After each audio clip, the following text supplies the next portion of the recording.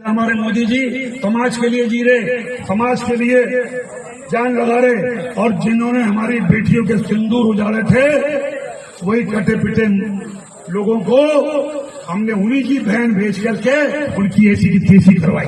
एक बार मोदी जी के लिए जोरदार ताली बजाएं। उन्होंने कपड़े उतार उतार के हमारे हिंदुओं को मारा, और मोदी जी ने उनकी बहन को उनकी ऐसी की तेजी करने हमारे जहाज से उनके घर गए। अब मोदी जी कपड़े तो उतार नहीं सकते थे, इसलिए उनके समाज की बहन को भेजा कि तुमने हमारी बहनों को अगर विधवा किया है तो तुम्हारे समाज की बहन।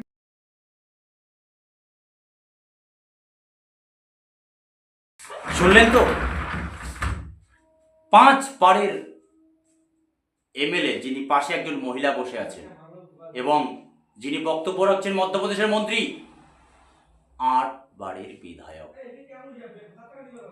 পেহেলগাম হামলার পরবর্তী সময়ে গোটা দেশ যখন একই সাথে জাতি ধর্ম বর্ণ নির্বিশেষে সবাই যখন ভারতীয় পতাকা হাতে নিয়ে পাকিস্তানের বিরুদ্ধে, তখন এই ভারতীয় জনতা পার্টির নেতা, যারা হিন্দিটা ভালো করে বোঝেন, এক কথায় তিনি সরাসরি কর্নেল কুরেশিকে জঘন্য ভাষায়, নোংরামি ভাষায়, যে ভাষায় কথা বলেছেন, এটা একজন সেনাবাহিনীর হয়ে সেই ভাষা আমি নিজে উচ্চারণ করছি না, কারণ এই জঘন্য ভাষা ব্যবহার করেছেন সেই ভারতীয় জনতা পার্টির নেতা বিজয় শাহ। এখনো পর্যন্ত তাকে গ্রেপ্তার হওয়ার আগে নরেন্দ্র মোদীর উচিত ছিল তাকে দল থেকে তাড়িয়ে দেওয়া, তার মন্ত্রী পদ নিয়ে নেওয়া, তার বিরুদ্ধে রাষ্ট্রদ্রোহী মামলা হওয়া উচিত। আপনারা খুব ভালো জানেন দর্শক, এর আগে জেএনইউ পড়লে রাষ্ট্রদ্রোহী, পাঞ্জাবি হলে খালিস্তানি, মুসলমান হলে পাকিস্তানি। এবার একটাই বিষয় আমাদের মাথায় রাখতে হবে যে জাতীয় রাজনীতি হোক বা অভ্যন্তরীণ দেশের ভিতরে এই ছোটোখাটো ঘটনাগুলো, পেহেলু খান, জুনিয়ত, এই সমস্ত নানা রকম ঘটনা, যারা ভারতবর্ষের সংখ্যালঘুরা একটি গরু হাতে নিয়ে গেলে তারকে 10-12 জন পিটিয়ে হত্যা করত, তার জীবন চলে যেত, কিন্তু রাজনীতির স্বার্থে কেউ হয়তো 10 বারের বা 8 বার এমএলএ হয়ে যেত। কিন্তু সেই সোফিয়া কুরেশি, যে আমাদের দেশের পাকিস্তানের বিরুদ্ধে যথেষ্ট পদক্ষেপ গ্রহণ করেছেন এবং সেনাবাহিনীতে তিনি সক্রিয়ভাবে যোগদান করেছেন 1999 সালে, পরবর্তী সময়ে তিনি দেশের হয়ে লড়াই করছেন বর্তমান, তখন তাকে নিয়েও ভারতীয় জনতা পার্টি রাজনীতি করা বন্ধ করল না। জঘন্য ব্যক্তি, বেঈমান, পড়াশোনা করে না, দেশের ইতিহাসটা জানে না। দিল্লির গেটে গিয়ে দেখুন, দেশের স্বাধীনতার জন্য হাজার হাজার মুসলমান দেশের স্বাধীনতার জন্য প্রাণ দিয়েছে। আজকে কর্নেল কুরেশির জন্য যে বক্তব্য রেখেছে মধ্যপ্রদেশের বিজেপি নেত্রী, গোটা পৃথিবীর মিডিয়াতে চর্চিত হচ্ছে, দেশের মান সম্মান নষ্ট হয়ে যাচ্ছে। কবে ব্যবস্থা নেবে ভারতীয় জনতা পার্টি তার বিরুদ্ধে? তার আগে আমি একটা বিষয় আপনাদের জানিয়ে দিচ্ছি, এই কর্নেল কুরেশি, সোফিয়া কুরেশি, তিনি একাই 99-এ যোগদান করেছেন সেনাবাহিনীতে তা নয়, তার গোটা পরিবার সেনাবাহিনীতে ছিল। তার দাদা, তার বাবা 1971-এ লড়াই করেছে দেশের হয়ে। সোফিয়া কুরেশি তিনি নিজেও এখন দেশের হয়ে লড়াই করছেন। তাকে শুধু গ্রেপ্তার নয়, গ্রেপ্তার করলেই হবে না, এ সমস্ত জঘন্য মানুষ যারা দেশ বিরোধী।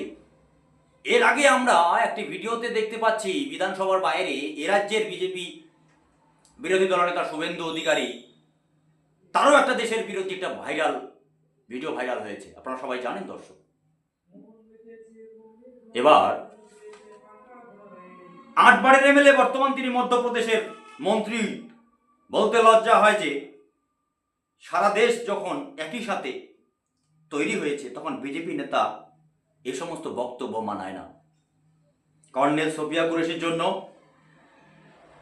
যেভাবে বলেছেন এটা অবশ্যই দেশ বিরোধী। আজকে বিজেপির অমিত শাহরা শুধুই দেশকে ভালোবাসেন, মোদি এবং ভারতীয় জনতা পার্টি তারাই শুধু দেশকে ভালোবাসেন। এই দেশের মহাবিপদে যে পরিস্থিতি তৈরি করেছে মধ্যপ্রদেশের মন্ত্রী, তার ইমিডিয়েট পদত্যাগ করানো উচিত। নরেন্দ্র মোদীর উচিত তার বিরুদ্ধে হস্তক্ষেপ করা। দেশের এমন একজন প্রধানমন্ত্রী যিনি মিডিয়ার সামনে ভয় পান এবং কথা বলতে ভয় পান, তিনি নীরব মোদী হয়ে যাচ্ছেন একের পর এক। কেন? তিনি তো বারবার তিনি বলছেন সেনার সঙ্গে তিনি গালে সে গালে মিলাচ্ছেন, সেনার সঙ্গে একসঙ্গে থাকছেন, কিন্তু এই যুদ্ধের পরিস্থিতিতে সেনাবাহিনীকে নিয়ে জঘন্য বক্তব্য, এখনো কোনো অ্যাকশন নেওয়া হয়নি কেন? এটা প্রশ্ন জাগছে সমস্ত ভারতীয়দের কাছে। আর কি দেখার বাকি থাকবে দেশের মধ্যে? মানুষ সেটা আশঙ্কা প্রকাশ করছে। দর্শক, গোবর লাগালেই দেশপ্রেমিক হওয়া যায় না, এটা মাথায় রাখতে হবে। 1999 সেনায় কর্নেল সোফিয়া, তার দাদা ইন্ডিয়ান আর্মিতে এবং তার বাবা 1971 এবং 2001 সেনা তাকে পুরস্কার করেছে কর্নেল সোফিয়াকে, কারণ বিরাট একটি গুরুত্বপূর্ণ কাজের জন্য তাকে সেনা তাকে পুরস্কৃত করে 2011 সালে। আমরা দেখেছি একজন শুধু মহিলা বলবো না, তার পাশে যখন মধ্যপ্রদেশের হাইকোর্ট এই ঘটনায় যখন তার নামে এফআইআর করতে বলছে, তার আগে আমি একটা বিষয় পরিষ্কার করতে চাচ্ছি দর্শক, যে তার সাথে যারা তালি বাজাচ্ছে পাশে একজন মহিলা বসে আছেন। তিনি 5 বারের এমএলএ, একবার ক্যাবিনেট কেন্দ্রীয় মন্ত্রী ছিলেন। স্টেজে সবাইকে দেশদ্রোহী মামলায় গ্রেপ্তার করা উচিত। এবং ভারতীয় জনতা পার্টি যদি সরকারে, যেই কেন্দ্রে নরেন্দ্র মোদী সরকার আছে, তারা সত্যি সেনাকে ভালোবাসে, তাহলে সমস্ত ওই স্টেজে যারা আছে সবাইকে দল থেকে তাড়িয়ে দিক, তবে প্রমাণ হবে তারা সেনার প্রতি কতটা তাদের রেসপেক্ট আছে। আমি দৃষ্টি আকর্ষণ করছি মহামান্য সুপ্রিম কোর্টের, আমি দৃষ্টি আকর্ষণ করছি এদেশের সাধারণ নাগরিকের, আমি দৃষ্টি আকর্ষণ করছি। আমি এদেশের নাগরিক, তাই আমি এদেশেরই কথা বলি। এইরকম পরিস্থিতি চলতে পারে না।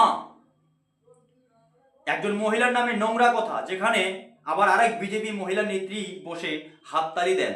এখন বিজেপি নেতারা বলতে চাচ্ছেন যে তিনি 10 বার নাকি ক্ষমা নেবেন। বিজয় শাহ তিনি নাকি ক্ষমা নেবেন। এটা ক্ষমার কাজ নয়। সব বিষয়ে ক্ষমা চাইলে হবে না। দেশের বিরুদ্ধে কাজ করলে ক্ষমা চাইলে হবে না। সেনাকে অপমান করলে দেশ সে সমস্ত নেতাকে ক্ষমা করবে না। ইমিডিয়েট তাকে ভারতীয় জনতা পার্টি কি অ্যাকশন নিচ্ছে সেটাই এখন দেখার অপেক্ষা। যদি এই সমস্ত ভিডিও ভালো লাগে, চ্যানেলটিকে লাইক, শেয়ার, কমেন্ট এবং সাবস্ক্রাইব করতে ভুলবেন না। আজ এ পর্যন্ত।